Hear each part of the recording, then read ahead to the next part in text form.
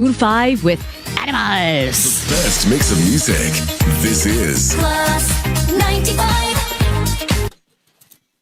Okay, let me set my panels. Okay, like I said, it's Wellness Wednesdays. And staying at home sometimes, if you're feeling very lazy and you're just like, couch potato, it's time to get off your feet and move those limbs. This is Sophie Gollifer with Stay Home, Stay Fit. Check it out. Hello, welcome to another Stay Home, Stay Fit with me, Sophie. And today, for our little workout, you will need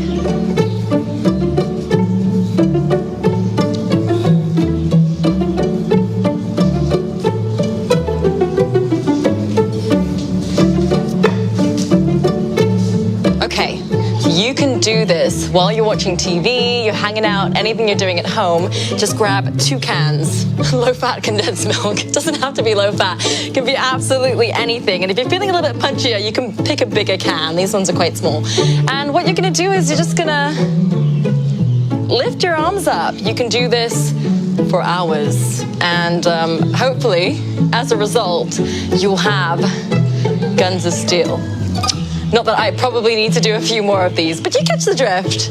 Let's do 10 together, shall we? 1, 2, 3, 4, 5, 6, 7, 8, 9, 10. You can keep doing this. In fact, if you do this for like 30 minutes straight, please post it and tag Class95 in it, okay? Alrighty, I hope you've enjoyed this episode of Stay Home, Stay Fit with me, Sophie. I'll catch you on air later. Mwah.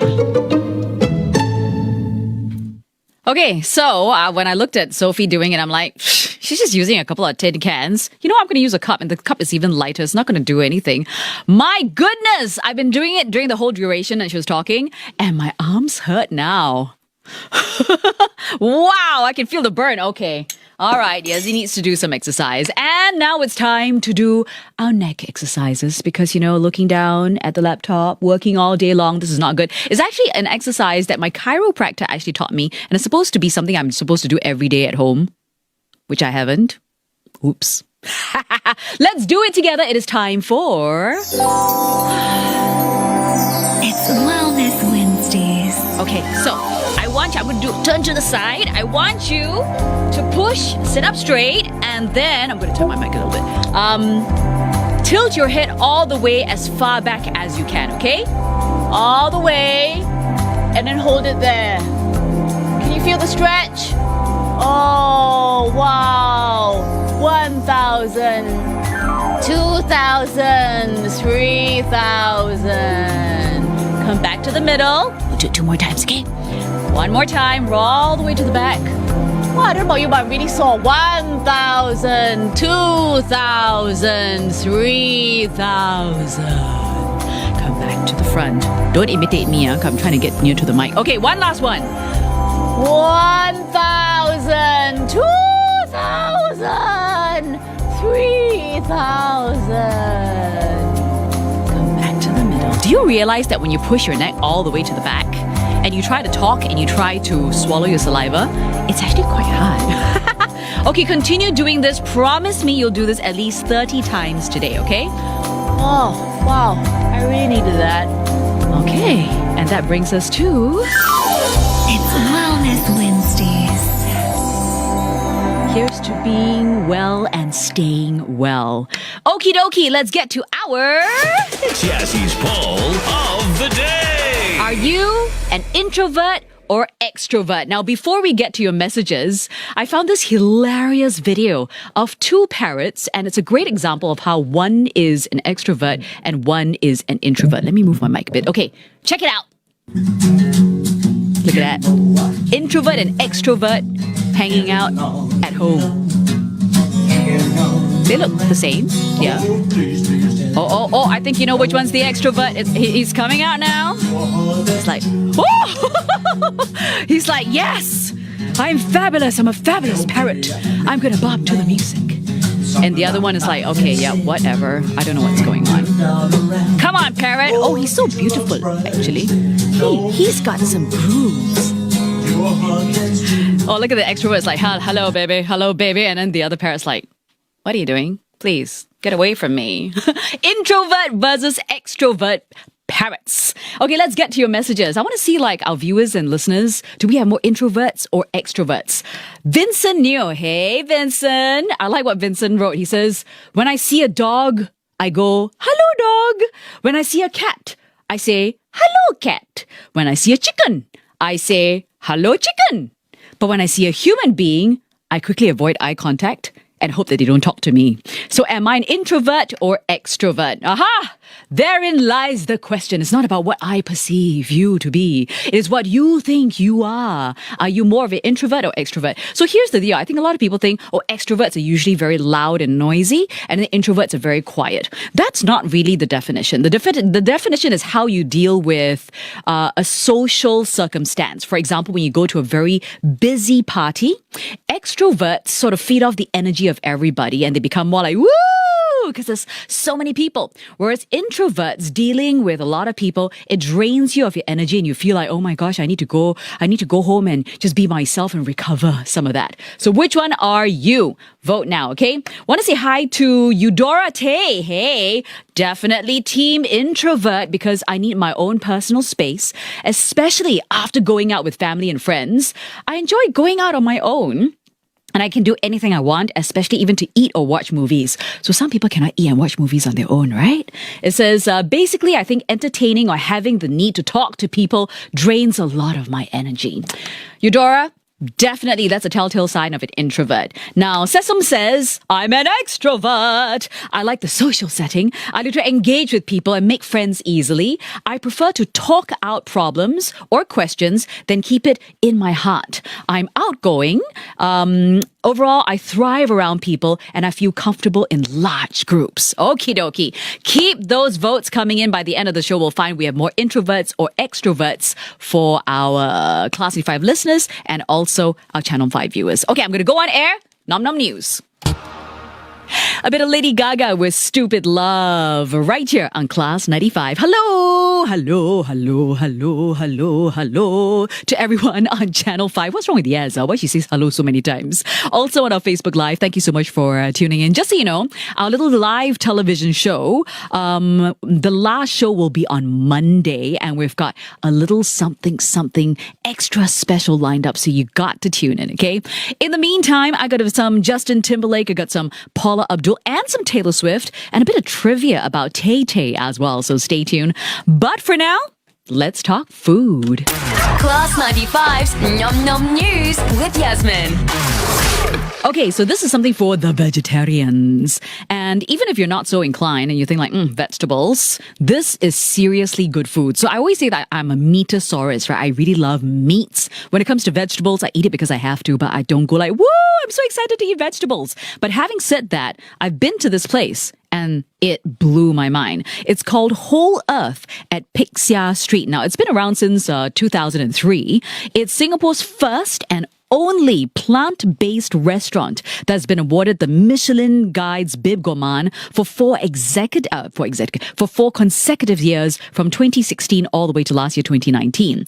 So the menu is very Thai Peranakan. It consists of traditional recipes that has been passed down from multiple generations, from family, from friends, carefully honed over the years. And now they are delivering. You can savor bento boxes from $15, such as the Peranakan bento box. It sounds amazing. There is the signature Penang rendang. There's ngoh there's veggies, bean curd, and a choice of rice. And I highly suggest you go for their olive rice. Very fragrant, absolutely delicious. Mwah! Of course, you can also order from the a la carte menu. You've got items such as sweet and sour delight. Now, the dish really surprised me because it really tastes like pork, but there's no meat in it at all. It's just all veggies. I think they use mushrooms for that. But the texture, the taste, very close. And there's also the nonya curry, the asam pedas veggies, the nati buah keluak, and more. If you want something big, you can opt for the pack of 4, which feeds 4 people. It ranges from about $98 to $118. Now, unlike a lot of vegetarian food where they use a lot of gluten, a lot of starch, good quality ingredients are used here. Like they use a lot of the mushrooms, different kind of mushrooms, in a myriad of ways that really surprised me. Now, deliveries are available daily from 11:30 a.m. to 8 p.m. There is no minimum spend, but a flat delivery fee of $20. So to order, check out feels.wholeearth.com.sg. Once again, feels, plural with an S, .wholeearth.com.sg. Class 95's Nom Nom News with Yasmin. Okay, so from vegetarian food, now let's head to desserts. So we're doing our Class95's Foodies Choice. This was actually earlier on this year, just before Circuit Breaker kicked in, if I'm not wrong, or maybe a couple of weeks before that. So our food awards, we don't have a panel of judges. I don't get to decide. It's all nominated and voted by our Class95 listeners. And this is the winning stall for Best Chendol. Check it out.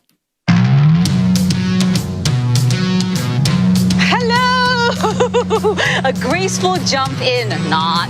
Anyway, it's another episode of Class95's Foodies Choice, and this week it was the Battle of the Chendols. It was a very fierce fight, but we do have a winner, and it's brought us here to Chinatown Complex Food Center. I'm ready. Are you ready for ice cold chendol? Let's go!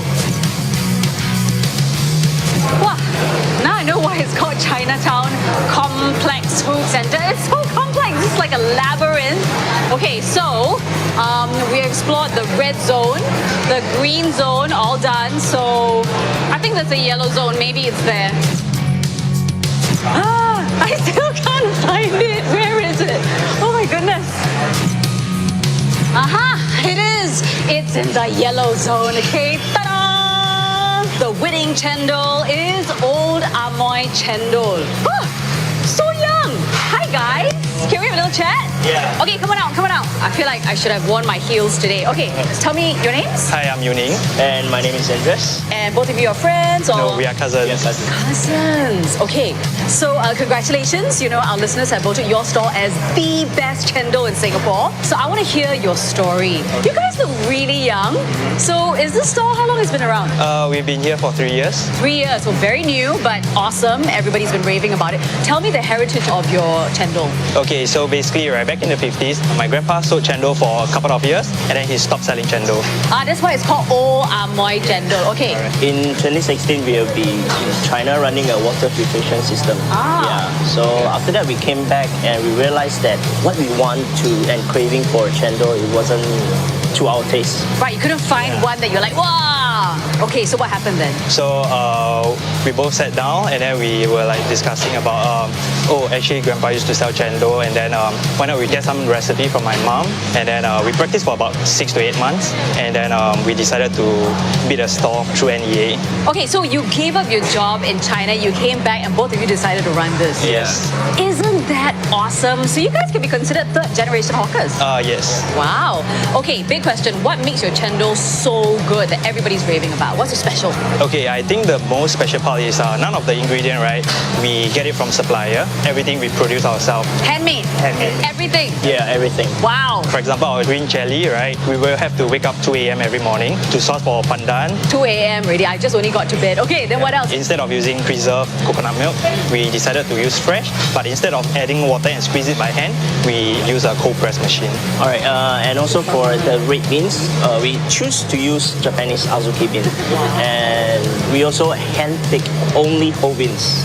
Wow. And Kasama. yeah. Okay. So for our gula melaka, right, we source around Southeast Asia for coconut palm sugar. Okay. So those are liquid form extract from the coconut tree, and then we start slow cooking them over charcoal. Wow. Can I just say this chendol is a work of art. So, can I have a nice bowl? Sure. Yay! Let's do this. Ta-da! What I'm craving. It's so hot these days. Look at it. It's so tiny. It's so cute.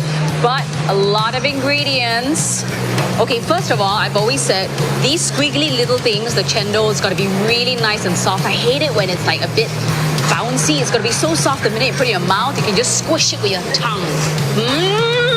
Oh, wow, it's really fragrant actually. Very nice and soft and not bitter as well. Okay, a bit of the red bean. This is red azuki bean, so atas red beans, huh? Nice. It's got a nice smoky flavor, which I think comes from the charcoal as well. And the coconut milk. Okay, look at that. Oh, it's very rich. Oh, it's creamy, it's thick, it's luscious, but refreshing at the same time. I like that it's not overly sweet as well. Yes! This is good! Congratulations, Yuning and Andreas. Your store, Old Amoy Chendol at Chinatown Complex Food Center, has been nominated and voted by our listeners as the best chendol in Singapore! Thank you. Yay! Thank you. Yummy. That was really good chendol. So good, I actually tap out a couple home. Chendol doesn't do so well being tap out, but it was still good at home. Oh, so good. So I don't know if they're open right now. Please check before heading on down. Don't forget, make it really quick in, quick out, and bring your own containers as well. From food, let's get to trivia. Oh, why I didn't press? Yazzy's Bet You Didn't Know. Bet you didn't know. Now, you know, there's a lot of different pastas out there in the world. We know like what, tagliatelle, we know spaghetti. But have you ever heard of filandeo? Yes, su filandeo. This is the rarest pasta in the world. So for the last 300 years, only the women of one family in Sardinia know the technique of how to create the su filandeo. The recipe and the technique very closely guarded, and it's handed from mother to daughter. So today, you've got about 150 women who know about this. Just 150 women left to guard this pasta weaving art. In fact, a team of engineers from pasta giant Barilla, they actually went down to try to see if they could replicate this whole process with a machine. And guess what? They couldn't. So how does this su filandeo pasta, the rarest pasta in the world, how does it look like? We've got a picture for you. There you go. It just looks like, very long spaghetti, but how is it made? So the su filandeo is made by pooling and folding semolina dough, which is made of just 3 ingredients: semolina, wheat, water, and salt, into, get this, 256 perfectly even strands with the tips of your finger, and then stretching the needle-thin wires diagonally across a circular frame, which is what you see there, into a very intricate 3-layer pattern. Just talking about it makes me tired already trying to make this pasta. Now, for the last 200 years, this rare dish has only been served during a religious festival to those who complete a 33-kilometer pilgrimage on foot, on horseback, or on foot from Nuoro to the village of Lula for the biannual feast of San Francesco. San Francesco. What's wrong with my mouth today? And how does it look there? So this is before it is cooked. This is the su filandeo. And once it's cooked, what do you think? It looks a bit like mee sua, right? Yeah, it looks absolutely delicious. If you ever get a chance to go to Sardinia, try to look for some of these ladies, 150 ladies who can create this pasta. It's the rarest pasta in the world, and it's called the su filandeo. Yazzy's Bet You Didn't Know. I bet you didn't know that. Okay, let's get to our greetings.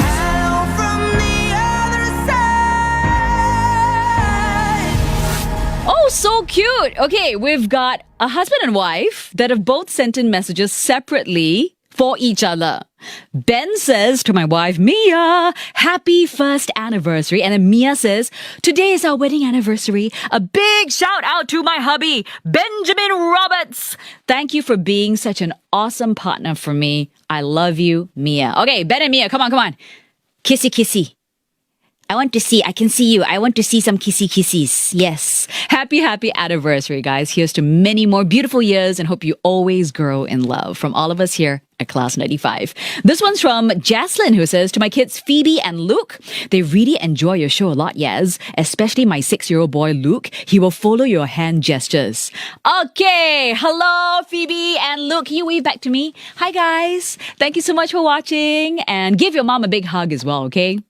Now, this one's from Vicky, who says, "Ooh, I have a friend who is very close to me, Max. Max, I hope you're tuning in. And Vicky tells me that you recently broke up with your girlfriend because of COVID-19, I guess being apart. It says, and now he's depressed and I really miss him. So Max, just know that you are not alone." That's from Vicky.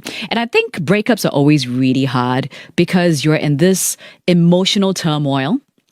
But just know, I think at this moment, you probably won't believe what I'm going to say right now, but just know that this relationship was meant to teach you something either about yourself, about something you want in a relationship or don't want in a relationship. Much as you're sad right now, it will pass. And once your heart is healed and once it's open again, trust me, you will find someone, the right one, that is meant for you. So just hang in there, okay? For you, Max, from Vicky. Okay, I've got another one here from William. Hey, William. Can I call you Will? Will? Yeah? It says, "Hello to Tanglin Trust School, class of 2018. Woo-oo. I really miss all of you." William says hello. Mila says, "A big shout out to my nephew, Dayan, who is turning 11 years old today. Happy birthday to you. Flush your head down the loo. If you taste it, don't waste it. Happy birthday to you." Don't do that in reality, okay? That's not good. You're going to land up in hospital if you really do that. He says he enjoys watching your live show on TV. Hello, Dayan. Happy birthday from Mila, and of course, all of us here at Class 95 as well. Carmen and Duane says, "To wish Irene Go a blessed 71st birthday. Woohoo!" It says, plus Korean hearts. You got it. Irene, are you watching? This is for you, Irene Go from Carmen and Duane. Ta ta ta ta. Korean hearts for you, for you, for you, for you. This year is a bit like off the wall today. Tiffany says, "Hello everyone, stay safe everyone. Let's all hang in there till circuit breaker ends." I love that spirit. Fighting! All your greetings. Okay, we're gonna go on air. I've got some trivia about Taylor Swift. Tay-Tay, that's Taylor Swift with Gorgeous. Going out to all the wonderful, gorgeous people tuning in on Channel 5 and on Facebook Live as well. Big hearts to you. It's Yasmin with you right here on the best mix of music. And speaking of Taylor Swift, she shares a little bit more about her whole songwriting process and how it's changed over the years. My first album came out when I was 16, so I would write about my life as I saw it, as I felt it. And then what happens is, as you get more successful, which you're lucky if that happens, you have more and more people paying attention to what you're doing. And you've been doing it the same way your entire career as a songwriter, but all of a sudden the perspective has changed. Yeah. And they use kind of you writing songs about your life as a way to play detective. And for me, I have a really strict personal policy that I never name names. Yeah. And so anybody saying that a song is about a specific person is purely speculating. And they're going to do that, but the most important thing for me is maintaining artistic integrity, which means as a songwriter, I still continue to write about my life. I'm going to have people who are going to see the depth from which you approached a song, the fact that you put your real emotions into it and that's valuable and that's good and that's real. Yeah. And then you're going to have people who are going to say, "Oh, like she just writes songs about her ex-boyfriends." And I think, frankly, that's a very sexist angle to take. No one says that about Ed Sheeran. No one says it about Bruno Mars. They're all writing songs about their exes, their current girlfriends, their love life, and no one raises a red flag there. She's got a point. And there was one red carpet. She's calling out sexism as it is. There was one instance on a red carpet where her question was, "Which guy are you going to take home tonight?" And she was outraged. And she's like, "No, I'm not. I'm just going to go home." But you see, you're not going to ask a guy that, like, "Oh, which girl are you going to take home tonight?" So it's true. There's been a lot of sexism in the industry. And I'm really glad that Taylor Swift is calling out on it, It's Yazzie with you. Coming up, some Toe the Red Sprocket. In the meantime, Sting and Cheb Mami with Desert Rose right here on the best makes of music. It's Class 95. Okay, let's get to our... It's Yazzie's poll of the day. Ooh, introverts versus extroverts. What are you? Okay. Want to say hi to Fauzia, who says, Team Introverts. I like to keep to myself, a good listener rather than a good talker. I have a selective group of friends who are all like me. Hate going for dinner and dances. Hate it. Oh dear. Whereas my hubby is an extrovert. Whenever we're with his friends, I just stand there like a coconut tree. So cute lah, Fauzia. I can imagine you just like, I'm a coconut tree, I'm just standing here. Now, Timothy Wong says, I'm an intro extrovert. What?